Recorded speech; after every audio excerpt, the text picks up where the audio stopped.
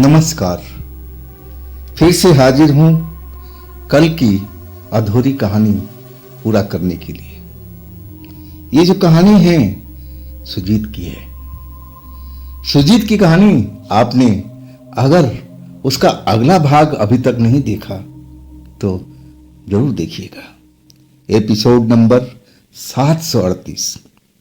इस वीडियो के डिस्क्रिप्शन में मैं लिंक दे दूंगा।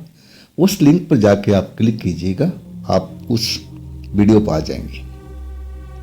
इंसान अपने लिए कितना सपना देखता है, बुनता है कि मैं चल करके आगे क्या क्या करूंगा, अपना भविष्य संवारूंगा। कई तरह के सपने बुनता है अपने लिए, अपने परिवार के लिए। और ऐसा ही सपना बुने थे सुजीत जी कि मैं अपने परिवार के लिए और अपने लिए धन को अर्जित करूं, मैं एक अच्छी जगह पर पहुंचूं, पैसा मेरे पास में हो, गाड़ी मेरे पास में हो, बंगला मेरे पास में हो। सपने तो बहुत देखे थे सुजीत जी, सपने पूरा भी किए, लेकिन उनके जो दोस्त थे जिनके साथ पार्टनरशिप सुजीत ने की थी, उन शख्स ने सुजीत के साथ धोखा किया था। वैसे सुजीत जो चाह रहे थे अब पूरा भी कर रहे थे, लेकिन एंड टाइम पर उनके दोस्त ने धोखा दे दिया। अब सुजीत फंस गए थे। लेकिन भला हो उस टाइम में जब सुजीत जिस शमशान और कब्रिस्तान के पास बैठ करके रो रहे थे, तड़प रहे थे, अपने दोस्त को भला बुरा कर रहे थे, और दारू तो आदत बन गई थी। अब वहां पर दारू भी पी रहे थे अपने गम मिटाने के लिए, और नशे के बाद बड़बड़ाना शुरू, दोस्त को कोसना शुरू।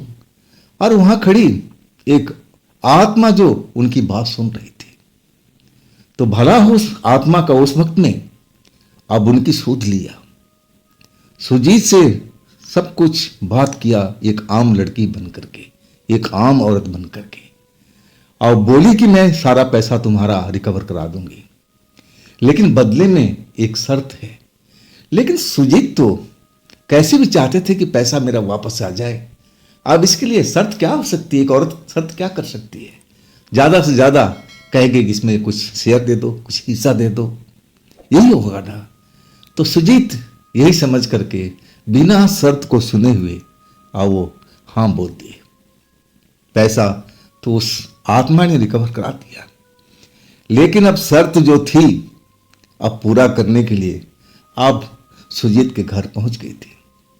और जब सुजीत को इस बात का पता लगा तो उनकी हालत खराब हो गई थी। उस आत्मा का कहना था कि मैं तेरे घर में ही रहूंगी, तेरे साथ रात गुजारूंगी, तूने शर्त मानी है मेरी। और इसके बाद एक रात सुजीत के साथ रही भी। जब बिजली कट गई थी, पूरे कमरे में अंधेरा हो गया था, तो सुजीत को फिर होश नहीं था कि कहां पर है। अगली सुबह जब होश आता है तो उस घर में कोई औरत नाम का चीज थी ही नहीं। पूरा घर को छानबीन करते हैं, एक एक कमरा, बाथरूम से लेकर हर एक कमरा तक, लेकिन कहीं पर औरत की परछाई तक नजर नहीं आई। सुजीत बहुत डर चुके थे। वो समझ नहीं पा रहे थे कि ये मैंने क्या कर लिया। मैंने तो जानबूझकर अपने पैरों पर कुल्हाड़ी मार लिया। पैसा तो चलो आना था, मैं उसके लिए तो तैयार था अब, लेकिन अगर ये शर्त अगर उस आत्मा ने मुझे बताई होती कि मैं तुम्हारे साथ में इस घर में रहूंगी, तो मैं तो कभी हाँ नहीं बोलता। सुजीत अब डरे हुए थे। घर का दरवाजा अंदर से बंद था, मतलब वो आत्मा ही थी, और उस टाइम सुबह होने से पहले उस घर से गायब हो चुकी थी। अब कहाँ गई, कहाँ है, उस घर में ही है, अब सुजीत को दिखाई नहीं दे रही थी। लेकिन सुजीत का हालत बेहद खराब था। लेकिन अब करे तो क्या करे? अब आगे भी तो अपना काम देखना है, वर्कर को पैसा पेमेंट करना, और फिर जो फैक्ट्री किराए पर था उसका मालिक को पैसा देना, बिजली का बिल भरना, और इसके बाद गांव भी जाना है, बहन की शादी भी करनी है, पिता को सारे पैसे भी देने हैं। अब सबसे पहले अपने वर्कर का पैसा देने के लिए पहुंचे। कुछ वर्कर तो मिल भी गए, उनको पैसा भी दे दिए, लेकिन जो बाकी वर्कर थे ना जाने कहां कहां लग गए थे काम पे, वो मिल नहीं पाए। इसके बाद अब जो फैक्ट्री का रेंट था उसके पास गए। अब पूरा कहानी अपने दोस्त के बारे में बता दिया। वो जो फैक्ट्री का मालिक था वो भी सुनकर के हैरान था। वो तो सुजीत को विश्वास करता था कि ये भोला भाला लड़का है और सही है। अब इसके बाद कहने लगा, बेटा अब ऐसे पार्टनरशिप कभी भूल के मत करना। वो भी उनके पिता की तरह समझाने लगा। हो सके तो अपने पिता को लाओ ना, वो भी तो अब नौकरी से रिटायर आ गए जैसा तुम बता रही हो। तब सुजीत को लगा कि हाँ, ये अंकल तो बिल्कुल सही बात कह रहे। कहने लगे, मैं गांव जा रहा हूं ना बहन की शादी करने के, और इसके बाद जब हम लौटेंगे तो पिता के साथ ही लौटेंगे। अब सुजीत अपने गांव की तरफ चले। पैसा कौड़ी जो था संभाल लिए। यहाँ का पैसा अपने जहाँ सुरक्षित रखना था, लॉकर, बैंक, जो भी जगह पर अपना रख दिए। जितना शादी का पैसा पिता ने दिया था और उससे ज़्यादा लेकर के अब गांव गए। पिता को जब पैसे दिए तब पिता को विश्वास हुआ कि चलो पैसा तो आ गया, अब तो शादी करनी है। अब इसके बाद डरे हुए थे सुजीत।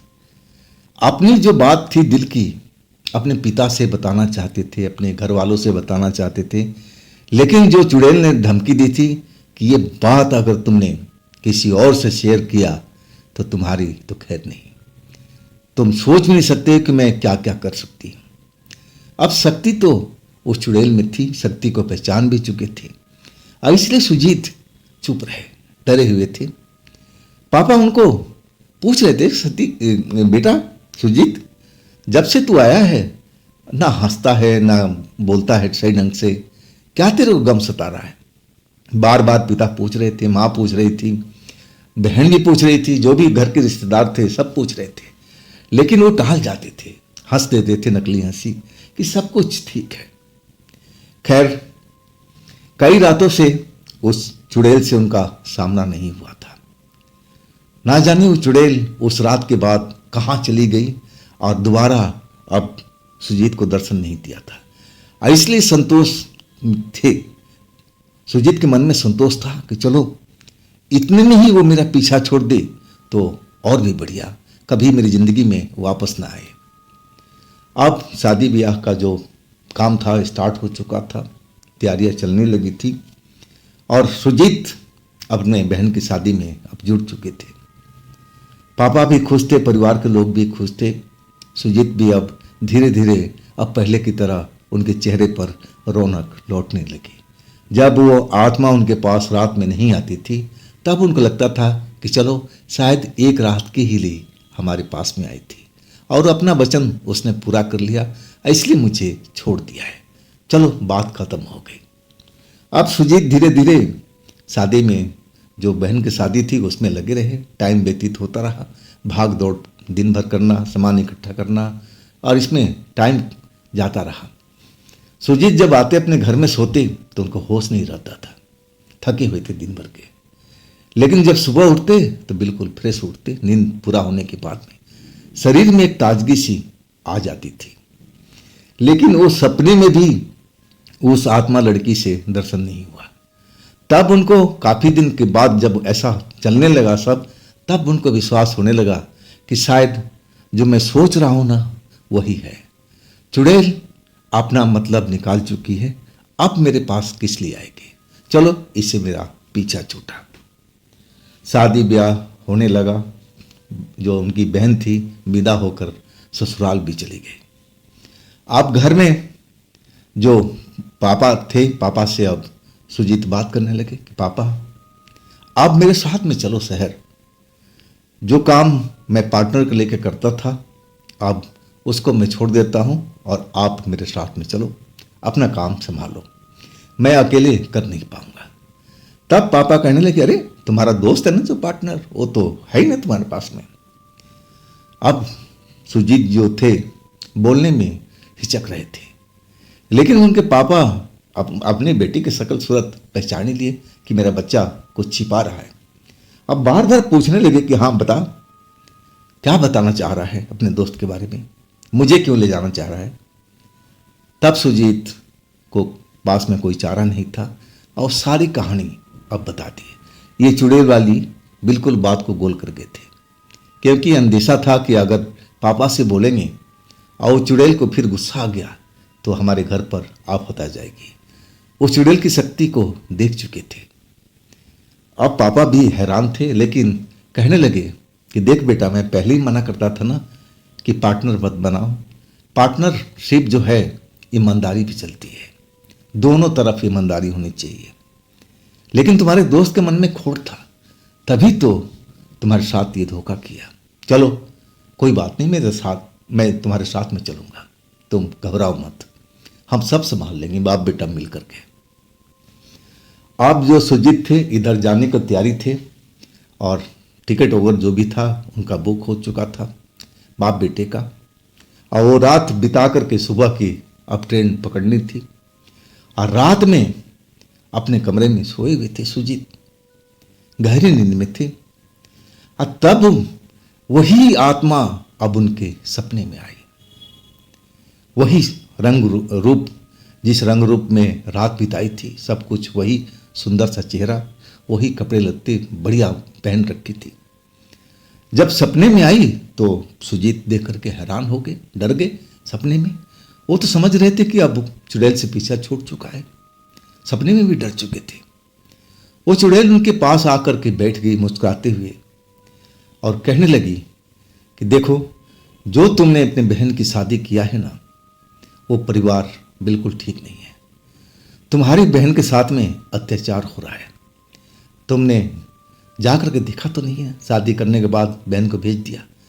अब जा करके देख के भी तो आओ तुम्हारी बहन के साथ में क्या चल रहा है, वो सुखी भी है कि नहीं है। अब चुड़ैल की बातें, आत्मा की बातें सुन करके सपने में भी अब सुजीत जो थे डर चुके थे कि क्या बोल रही है। मेरे पिताजी ने तो बहुत सारा दान दहेज दे करके मेरी बहन को शादी किया है, वो लोग बहुत पैसे वाले हैं, घर में किसी चीज़ का कमी नहीं है, ऐसा पापा का कहना था। तो मेरी जो बहन है उसको क्यों लोग दुखी रखेंगे। लेकिन वो आत्मा कह रही थी कि तेरी बहन रो रही है, तो जा उससे मिल। इसके बाद सपने में भी वो चुड़ैल से पूछने लगे कि तुम्हें कैसे पता, तुम गई थी क्या वहां पर। चुड़ैल हंस कर कहने लगी, हाँ मैं गई थी, तभी तो तुमसे बोल रही हूं। मेरी बात मान, एक बार उसके पास होकर गया, उससे अकेले में बात करना। अब इसके बाद जो सपना था वो टूट गया। जो सुजीत थे भौचक्का थे, नींद उनकी टूट गई। देखा तो सुबह का टाइम है, 3 साढ़े 3 का टाइम हो रहा था। अब सुजीत एकदम डर गए अपनी बहन के बारे में। ऐसी सब बातें जो आत्मा ने बताई थी वो सुन करके अब एक मन उनका कांप गया कि ऐसा कैसे हो सकता है, मेरी बहन को लोग क्यों तकलीफ देंगे, ऐसा क्यों करेंगे। जो भी दान दहेज था, जो भी करार था, हमारे पापा ने सब कुछ पूरा किया, खातिर बातिर में कोई कमी नहीं रखी, जो देना लेना था सब कुछ हो चुका है। अब जैसे तैसे अब सुबह हुई। अब सुबह जब किरण फूटी, मन उनका उदास था, पापा के पास गए। अब सपने की बात तो बता नहीं पाए पापा से, क्योंकि वो बताना नहीं चाहते थे, उस आत्मा को बीच में लाना ही नहीं चाहते थे। और पापा से कहने लगे कि पापा अभी का टिकट हम कैंसिल कराते हैं, मुझे अपना बहन से एक बार मिल करके आना है। पापा भी हैरान थे कि सुजीत तुझे क्या हो गया, अब तो हम शहर जाने वाले थे, अब तू कह रहा कि मैं बहन के घर जा रहा हूँ। तब सुजीत जोर देते हुए कहने लगे कि हाँ पापा, मैं एक बार उसके घर बार देखना चाहता हूँ और उसकी खैरियत लेना चाहता हूँ। पापा क्या बोलते हैं, बोले ठीक है चला जा, हम लोग बाद में चले जाएंगे, टिकट कैंसिल करवा। उसके बाद सुजीत ने टिकट कैंसिल कराई और अपने बहन के ससुराल पहुंच गए। खातिर बातिर दिखावा सब कुछ हुआ। जब अकेले में अपने बहन के साथ मिलना चाहते थे तो वहां पर सुजीत बताते हैं कि मेरी बहन के साथ में कोई ना कोई होता था, कभी सास, कभी उसकी ननद, कोई ना कोई, अकेले छोड़ते ही नहीं थे। अब सुजीत को संदेह होने लगा कि आखिर मेरी बहन को अकेले में क्यों नहीं छोड़ रहे मुझसे बात करने के लिए। मैं कुछ पूछना चाहता हूँ अपने बहन से तो इनके सामने में पूछूं, और वो बहन क्या मेरी सच बोलेगी। लेकिन बहुत टाइम उन्होंने व्यतीत किया, लेकिन बहन जो थी अब अकेले होती नहीं थी, कोई ना कोई होता था। तब सुजीत को थोड़ा गुस्सा आ गया। उस वक़्त में अब जो उनकी बहन की साथ थी, और तब जो सुजीत थे अपना गुस्सा को कंट्रोल करते हुए और प्रार्थना किए कि आप थोड़ा बाहर निकल जाइए, मुझे अपनी बहन से कुछ पर्सनल बात पूछनी है, मेरे बिजनेस के बारे में बात करना है, वो सब कुछ जानती है, उससे मुझे सलाह मशवरा करना है, तो आप मुझे, हम भाई बहन को अकेले छोड़ करके आप जाइए। सुजीत जब अपने बहन की तरफ देखे, वहां पर सास भी थी। सास बात सुन करके अनसुनी कर रही थी, हट नहीं रही थी वहां से। तब सुजीत दोबारा बात बोले, अब तब जाके बड़ी मुश्किल से उसकी सास बाहर निकली, और फिर दरवाजा को सुजीत ने बंद कर दिया। और जैसे ही दरवाजा बंद हुआ, उनकी बहन आकर के उनसे लिपट गई, रोने लगी, आंख से आंसू का धारा बह चला। सुजीत को समझते देर नहीं लगा कि मामला गड़बड़ है, जो उस आत्मा ने कहा है शायद ऐसा ही यहां पर हो रहा है। सुजीत पूछने लगे और उनकी बहन बताने लगी। पहले तो डर रही थी, लेकिन जब सुजीत ने कस्में खिलवाया कि बहन बता, मैं इन लोगों से कुछ बात नहीं करूंगा, मैं अपने दिल में रखूंगा। तब वो लोग कहने लगे कि ये लोग पैसा का डिमांड कर रहे हैं, लाखों रुपए मांग रहे हैं कि अपने भाई से मांग, अपने बाप से मांग। अब मैं बोलती नहीं हूं, तब मुझे खाना नहीं दिया जाता है। एक तरह से टॉर्चर जैसा होता है, वैसे ही सब था। सुजीत जान चुके थे। अब इसके बाद अब अपनी बहन को शांत कराया और कहने लगे कि तू बहन, तू आराम से रह, जैसे अभी तू कर रही है ऐसा ही करता रहा, सब कुछ सही हो जाएगा। मैं जा रहा हूं ना, इसके बाद दोबारा होऊंगा ना तो तू बिल्कुल सुखी से रहेगी। और इसके बाद सुजीत अपने गांव लौट गए उदास भाव से। मन उनका एकदम भरा हुआ था बहन की बात सुन करके, और वो जो आत्मा बोली थी सही बात बोली थी। अब तो बिल्कुल विश्वास हो गया। लेकिन वो कैसी बहन के घर पहुंच गए समझ नहीं पाए थे। खैर अपने घर पहुंचे, पापा को सारी बात बताई। पापा भी सारी बात सुनकर हैरान थे कि इतना सब हमने खर्च किया, इतना पैसा, लाखों रुपए खर्च किए, और इसके बाद मेरी बेटी सुखी नहीं है, तो क्या फायदा है। तू जाके लेके आ अपनी बहन को। लेकिन सुजीत समझाने लगे कि पापा थोड़ा टाइम दीजिए, कुछ टाइम दीजिए, हफ्ता 10 दिन 15 दिन टाइम दीजिए, और फिर मैं दोबारा जाऊंगा, फिर हम देखते हैं, मैं कोई ना कोई उपाय लगाता हूं। अब जो सुजीत थे दुखी मन थे, पापा भी दुखी थे, घर के परिवार के लोग भी। अब सब बातों सुने तो किसको दुख नहीं होगा। अब रात हुई, सुजीत अब अपने कमरे में सोने गए। नींद नहीं आ रही थी अपनी बहन की बात सुन करके, दुखी थे, सोने की कोशिश करते थे, आंख बंद कर रहे थे, लेकिन नींद दूर दूर तक जैसे गायब हो चुकी हो। आखिरकार रात का करीब 1 बजा, और तब लगा कि सुजीत के सिरहाने पर कोई खड़ा है, खड़ी है। सुजीत जब मुड़कर देखते हैं तो वही आत्मा लड़की उनके सिरहाने में खड़ी है, बिल्कुल शांत। सुजीत एक बार तो डर गए, सिहरन पूरे शरीर में आ गया, लेकिन उस औरत की तरफ देखने लगे और कहने लगे कि तुमने जो सपने में बोला था बिल्कुल बात सत्य है, तो मेरी बहन कैसे सुखी रहेगी, आप कोई उपाय करो। वो आत्मा अब हंस पड़ी और कहने लगी मैं करती हूं ना, इसलिए तो मैं तुम्हें भेजी थी कि तुम देख करके आ जाओ कि तुम्हारी बहन के ऊपर में क्या गुजर रही है। मैं तुम्हारी शुभ चिंतक हूं, मैं तुम्हारे दुख में सुख में अब हमेशा साथ रहने वाली हूं। तुम मुझसे डर रहे हो, मैं जानती हूं, इसलिए तुम्हारे पास अब नहीं आती हूं, ना आऊंगी। जितना तुम मुझसे डरते हो, मेरे से दूर भागते हो, अब चलो ऐसा ही सही। एक रिश्ता है, हम निभाते हैं। अब फिर कहने लगे कि तुम टेंशन मत करो, सब कुछ मैं सही कर दूंगी, बस कुछ टाइम मुझे भी चाहिए। इसके बाद वो आत्मा गायब ही हो गई। सुजीत एकदम दंग रह गए थे कि इस आत्मा को कितना गलत समझा था। ये आत्मा तो ऐसी ऐसी बात बोल रही है कि दिल को छू रहा है। अब इसे डरना क्या। एक तरह से वो मन में डर अब निकालना चाहते थे, लेकिन आत्मा तो एक तरह से भूत ही थी। अब भूत के नाम से कौन ना डरे। अब डर तो लगता ही है, लेकिन वो आत्मा दोबारा उनके पास में नहीं आई, एक तरह से गायब ही हो गई थी। अब जो शहर आना था अब वो कैंसिल हो चुका था। अब इंतजार होने लगा। अब जब तक वो आत्मा सुजीत से ना बोल दे कि सब कुछ वहां सही हो गया है। आखिरकार 4-5 दिन के बाद वही आत्मा उनके सपने में आई। इस बार सामने नहीं आई, सपने के अंदर में जैसे पहले आई थी। और सपने के अंदर बोली कि अब डरने की आवश्यकता नहीं है, मैं सब कुछ सही कर दी हूं, अब उस घर में तुम्हारी बहन सुखी से रहेगी। अब सपने में पूछने लगी कि आपने ऐसा क्या कर दिया कि वो लोग मान गए। तब वो कहने लगी, ये सब मुझ पर छोड़ दो, मैं क्या नहीं कर सकती हूं, अब तुम्हारी बहन को कोई तंग नहीं करेगा। अब वास्तव में जब नींद टूटा तो एकदम जो सुजीत थे हैरान थे, डर लग रहा था कि आखिर ये आत्मा मेरी बहन के साथ में उस घर में क्या किया है।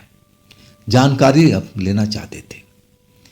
अब एक दिन के बाद अपनी बहन के घर पहुंचते। जब पहुंचते हैं तो सारे लोग अब सही ढंग से मिल रहे हैं सुजीत से। और जब बहन के पास कमरे में गए तो वहां कोई नहीं था, अकेले थे उनकी बहन, और वो भी खुश दिखाई दे रही थी। अब हैरानी जरूर हुई सुजीत को कि आखिर ये सब इतना जल्दी कैसे बदल गया। बहन मेरे इस घर में दुखी रहती थी और अचानक क्या हो गया। तब बहन से पूछने लगे, अरे बहन, ये बदलाव कैसे आया तुम्हारे परिवार को? अब तुम्हें कोई तंग नहीं करता है, कोई पैसा नहीं मांगता है, कोई तुम्हें धमकाता नहीं है? तब वो कहने लगी, नहीं, आप तो मुझसे सब प्यार करने लगे। ना जाने भैया, जब से आप आए थे तो मैं तो दुखी थी, लेकिन आपके जाने के बाद दूसरे दिन अब सारे परिवार के अंदर में एक तरह से बदलाव आने लगा था। सब मुझे देखते बड़े प्यार से बात करते। अब मैं देख करके एकदम हैरान रह गई थी कि ये सब कैसे हो रहा है। मैं समझ नहीं पा रही भैया, लेकिन चलो अच्छा हुआ कि सारे लोग मुझे अब प्यार करते हैं, अपनी बेटी की तरह मुझे मानते हैं। अब सही मायने में सुजीत अपनी बहन की बात सुन करके एकदम रोने लगे थे कि चलो बहन, अच्छा ही हुआ, सब कुछ अच्छा ही होगा अब। इसके बाद सुजीत अपने गांव लौटे, पिता को सारा बात बताए कि पापा, अब आपको दुखी होने की जरूरत नहीं है, ना परिवार में किसी को। अब हमारी जो बहन है सुखी है, अब हम लोग अपने शहर चल सकते हैं। इसके बाद अब शहर जाने की तैयारियां होने लगी, क्योंकि अब शहर भी जाना था और काम भी स्टार्ट करना था। शहर पहुंचने के बाद अब जो सुजीत थे अपने काम में लग गए। जो पुराने स्टाफ थे अब उनको बुलाए वापस से, कुछ सैलरी भी बढ़ाई, और जो पैसा नहीं ले पाए थे वो भी स्टाफ अब आने लगे। सबको पता लग चुका था।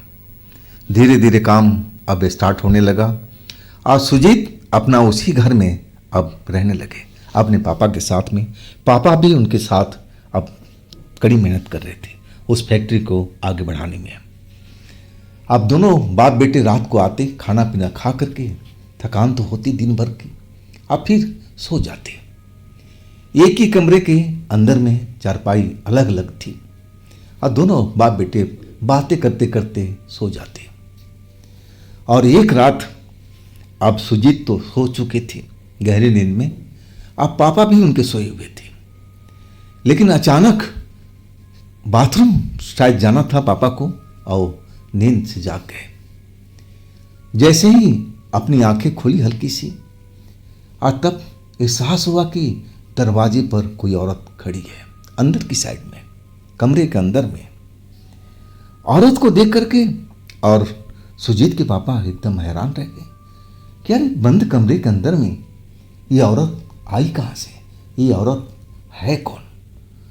अब आंखें जो थोड़ा सा खोल रखे थे अब उतना ही रहने दिए, देखना चाहते थे कि औरत क्या कर रही है।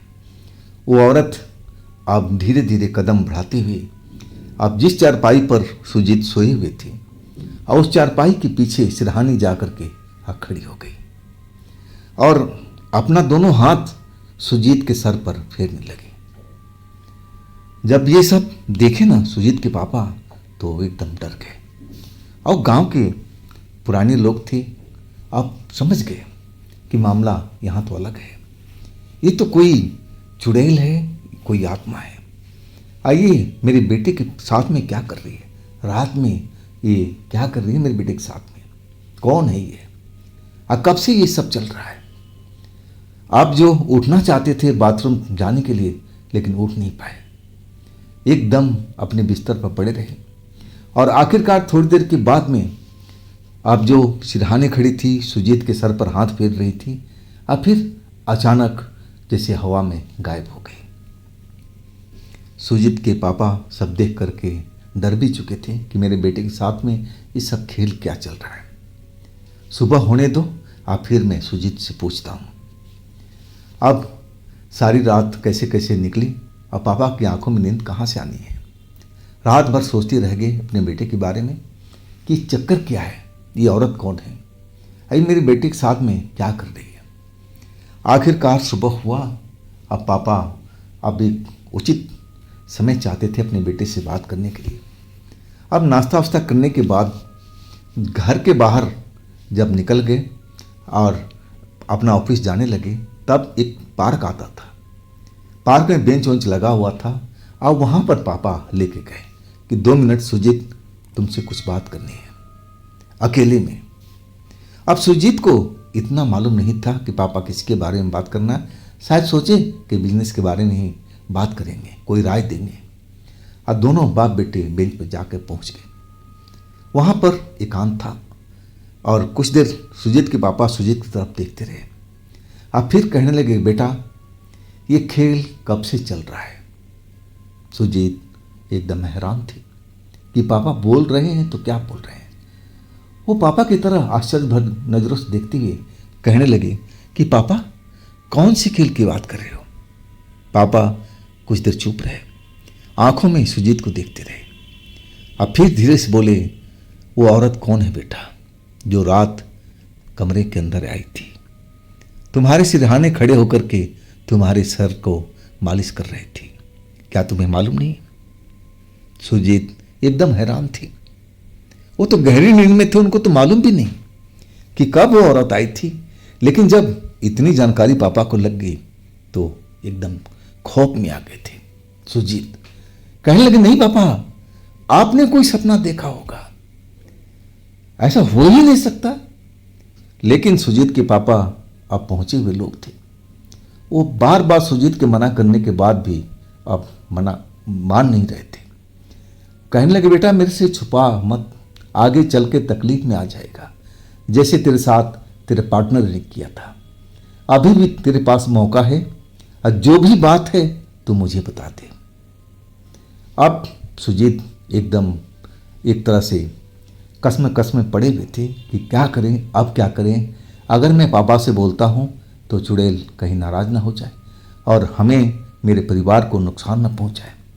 लेकिन पापा ने तो रात को देख लिया था उस आत्मा को। आखिरकार अब सुजीत को बताना ही पड़ा, शुरू से लेके अंत तक।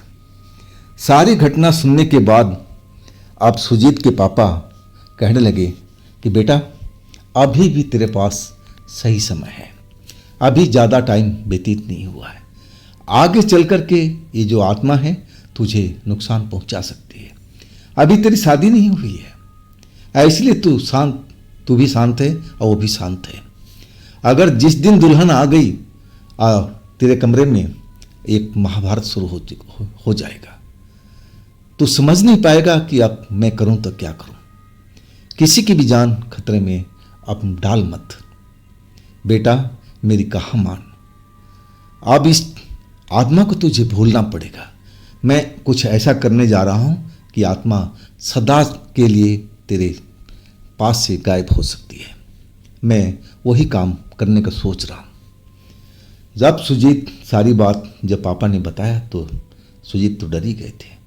अब उनको अनिष्ट के कामना होने लगी थी कि कहीं उस चुड़ैल को अब नाराजगी हमें झेलनी पड़ेगी, कुछ बुरा भी हमारे परिवार के साथ कर सकती है।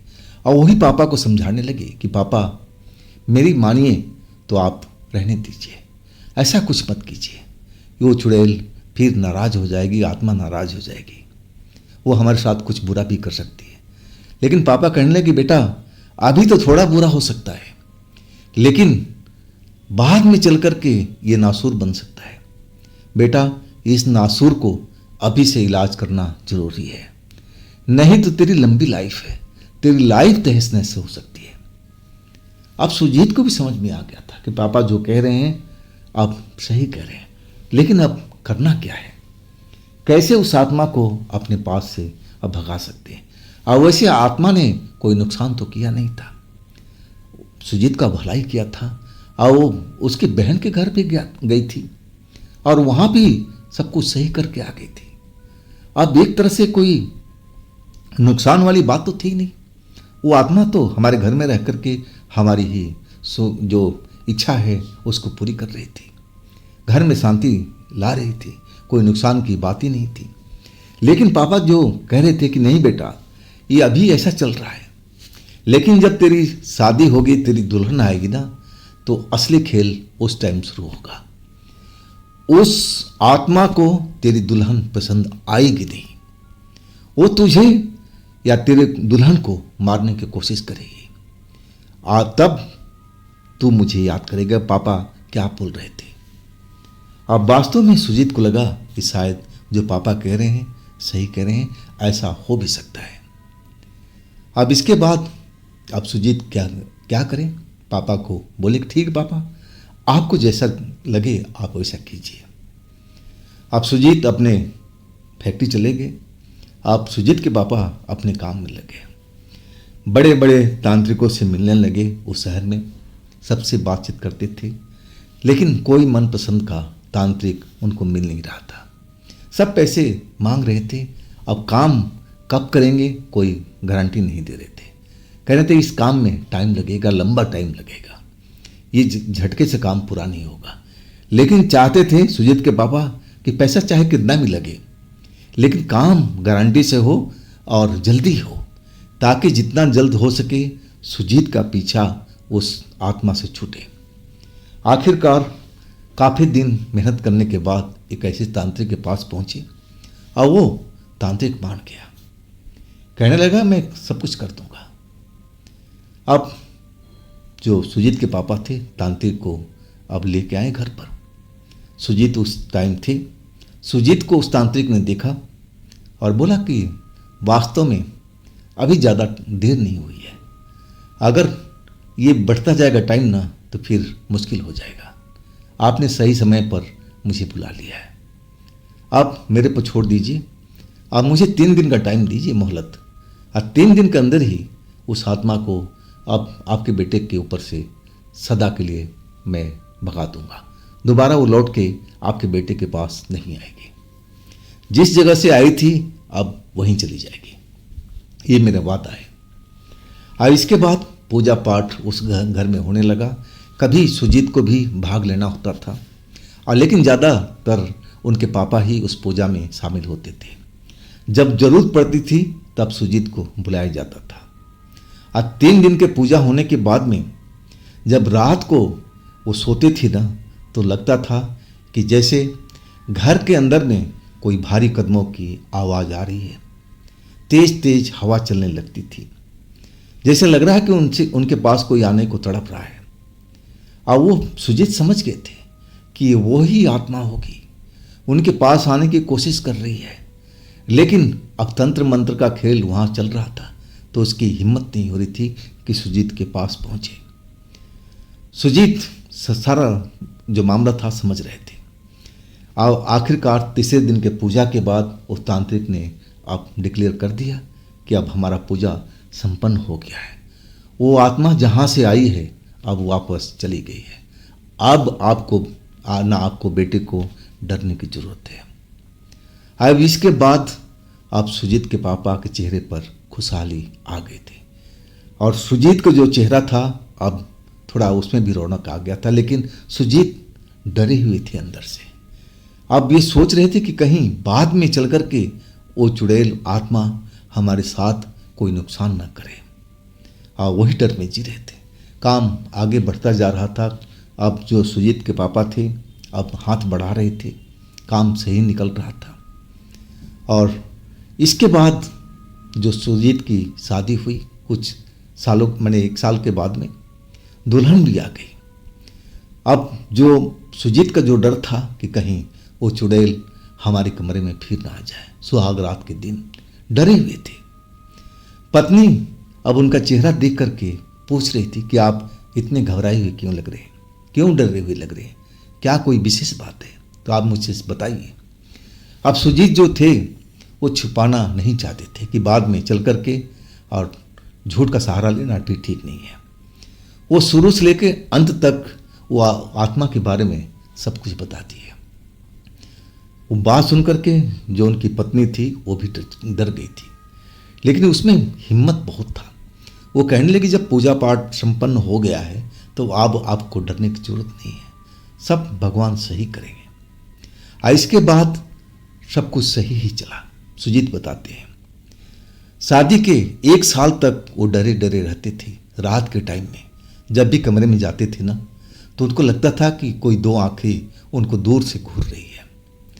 उनको साफ दिखाई देता था, डर जाते थे, लेकिन पत्नी उनकी हिम्मत देती थी, संभालती थी कि आप डरो मत, हिम्मत दिखाओ, उन आंखों की तरफ आप ही आंखें चौड़ा करके रखो। अगर आप डरोगे ना तो फिर आपके लिए परेशानी होगी। जैसे मैं हिम्मत किए हूँ, उनकी पत्नी जो बोल रही थी कि मेरी तरह ही हिम्मत दिखाओ। अगर आप डरोगे ना तो हो सकता है बाद में चल कर के वो आत्मा आपके ऊपर हावी हो जाए, तंत्र मंत्र सब फेल हो जाएगा। अब इसके बाद पत्नी की बात अब सुजीत मानने लगे। अब उन जो आंखें उनको नज़र भी आती थी ना तो उसकी तरफ बड़ी बड़ी आंखें करके घूरने लगते और बोलते चिल्ला करके कि मैं तुमसे डरता नहीं हूँ, ना डरूंगा। जो आपने किया मेरे लिए मैं एहसानमंद हूँ, लेकिन अब मेरी जो पीछा है आप छोड़ दीजिए। हमारा भी पारिवारिक जीवन है, मेरी पत्नी है, मेरा तो संसार अभी बसा भी नहीं है पूरी तरह से। तो आप मेहरबानी करके आप अपने स्थान पर चले जाइए और हम दोनों को अब आगे जीने दीजिए। इसके बाद में ऐसा ही कुछ रातों तक अब जो सुजीत थे यही बात जब वो औरत की आंखें दिखाई पड़ती थी तब भी बोलते थे। और आखिरकार इनकी बात सुन करके उस आत्मा को भी लगा कि सुजीत जो बोल रहे हैं सही है।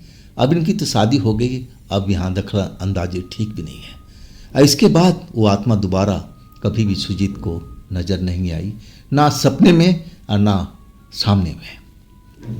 तो दोस्तों ये थी आज की कहानी सुजीत जी की। ये कहानी आपको कैसी लगी आप हमें ज़रूर बताइएगा। इसमें जो आत्मा लड़की है सुजीत का भला ही किया था, अभी तक उसने कोई बुरा नहीं किया था। लेकिन सुजीत का पापा ने जो किया था वो भी अपने बेटे के लिए भला ही किया था। वो जानते थे कि आत्मा के ऊपर विश्वास करना ठीक नहीं है। आत्मा का कब मन बदल जाए, कब क्या कर दे, कुछ कहा नहीं जा सकता है, और ख़ास करके शादी के बाद। तो दोस्तों अगर आपके पास भी ऐसी कोई कहानी है, कोई घटना है जो आप मुझे बताना चाहते हैं तो आप मुझे इंस्टाग्राम पर या मेरे व्हाट्सएप नंबर पर अपनी कहानी को, अपनी घटना को शेयर कर सकते हैं। और दोस्तों मेरे दूसरे चैनल पर भी जाइए, उनमें भी अच्छी अच्छी कहानियाँ हमने डाल रखी है, उन कहानियों को आप आनंद लीजिए। चैनल का लिंक मैंने डिस्क्रिप्शन में दे रखा हूँ। तो मिलते हैं कल एक नई कहानी के साथ में। लेकिन दोस्तों अगर आप इस चैनल को अभी तक सब्सक्राइब नहीं किया है तो जल्दी से कर लीजिए।